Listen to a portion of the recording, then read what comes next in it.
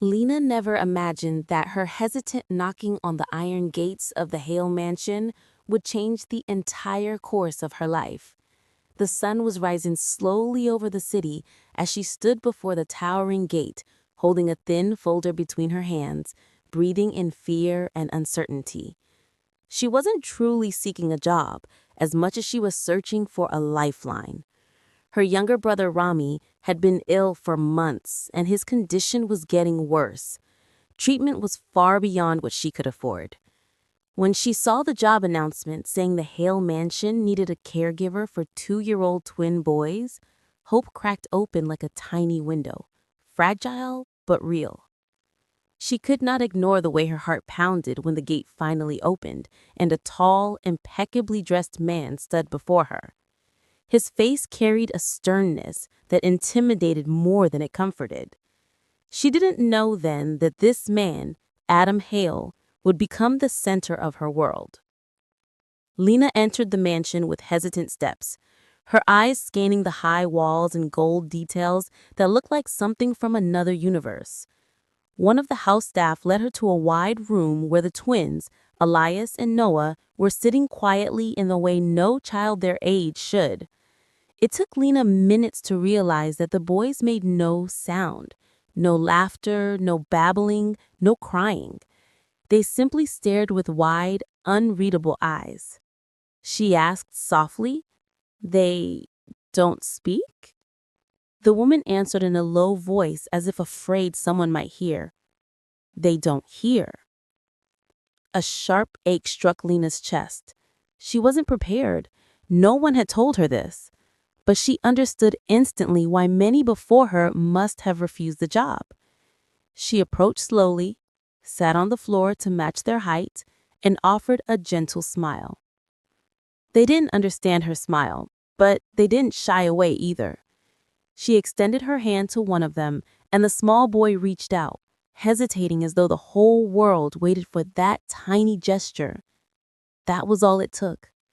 In that moment, destiny chose her.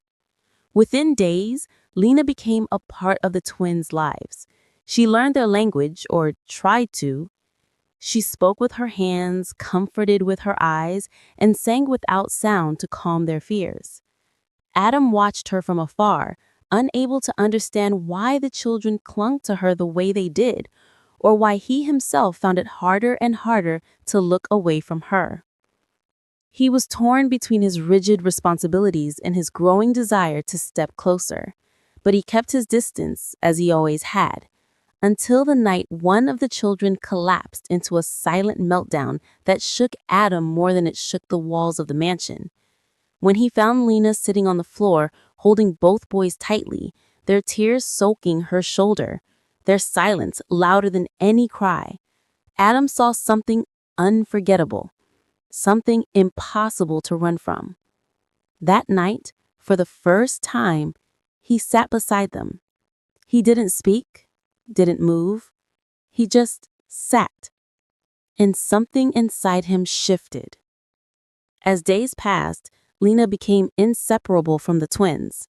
She taught them how to laugh with their hands, how to express anger, how to ask for things. Her smile became their language. Her presence became their calm. And Adam saw her more than he wanted to admit. The more he tried to distance himself, the closer he found himself drawn, pulled by a force he could neither name nor resist. His life seemed to wait for him at the doorway of the playroom every morning, where Lena sat with the boys on the carpet bathed in soft light.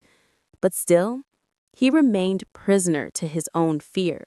Fear of attachment, fear of loss, fear of a past that had never healed since the death of his wife 2 years earlier. Nothing changed until the day Lena didn't come. She disappeared suddenly, without a message, without explanation. Adam didn't notice immediately, but the twins did.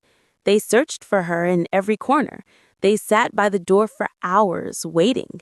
They refused food, clung to each other with a silent desperation that tore through the mansion like a ghost. For the first time in months, the crushing silence returned. Fear filled their eyes again.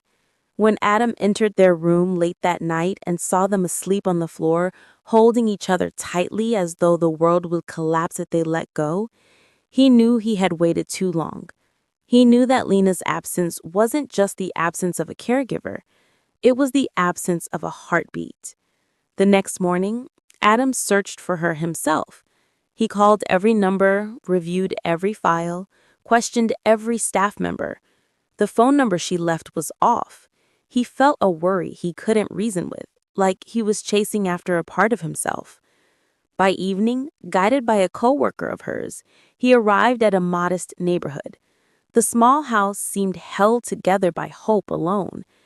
Inside, he heard harsh coughing. He knocked, unsure what he would say. Lena opened the door, stunned by his presence. They stared at each other in a heavy silence, until the coughing sounded again. Adam glanced behind her and asked in a voice far softer than his usual, "Who is that?" She whispered, "My brother, Rami." She couldn't say more. Adam understood. The exhaustion, the fear, the burden she'd been hiding. He understood why she sometimes arrived pale, why she vanished suddenly, why her eyes always carried a quiet battle. He didn't ask why she concealed the truth. He didn't demand explanations. He simply said, "Lena, tomorrow we're taking him to the best hospital in the country. You won't fight alone anymore." She couldn't respond. She covered her face with both hands, and the tears she had held back for so long finally escaped. The next morning, Rami sat in Adam's black car, headed to one of the largest hospitals in the city. A renowned doctor, a personal acquaintance of Adam's, examined him thoroughly. After the tests, the doctor said, "We'll start treatment immediately. It will take patience, but he has a real chance." For the first time in months, Lena felt her world steady beneath her. From that day on, she didn't return to the mansion merely as a caregiver. She returned as a soul the house couldn't function without. Every morning, Elias and Noah waited at the door for her, grabbing her hands and pulling her towards unfinished laughter. Adam, too, spent more time with them. He didn't stay distant anymore. He sat on the floor with them, learning the hand signs Lena taught, trying to mimic them, failing sometimes, but trying anyway. He didn't know whether he was learning for the boys or for her. With every visit to the hospital, Rami improved. Color returned to his face, his voice came back, his hope revived. One day in the hospital corridor, Lena stood beside Adam, watching her brother smile for the first time in months. Adam spoke without looking at her. "There are things money can't buy, but sometimes money can open the doors to them." She looked at him and whispered, "And sometimes a person just needs someone to reach out." He replied, "And you reached out to my sons before anyone else did." In that moment, Lena felt her heart, long trapped in fear, find its path to a life she never imagined.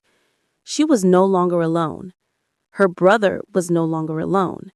And Adam was no longer the distant man she once thought unreachable. They were all standing on the same side of the world now. And in the mansion, Elias and Noah's laughter filled every corner like newborn sunlight. Life felt like it was rearranging itself the way it was always meant to be. Lena was no longer just their caregiver. She was the heart of the home. And Adam knew now that if he lost her again, he would never find himself.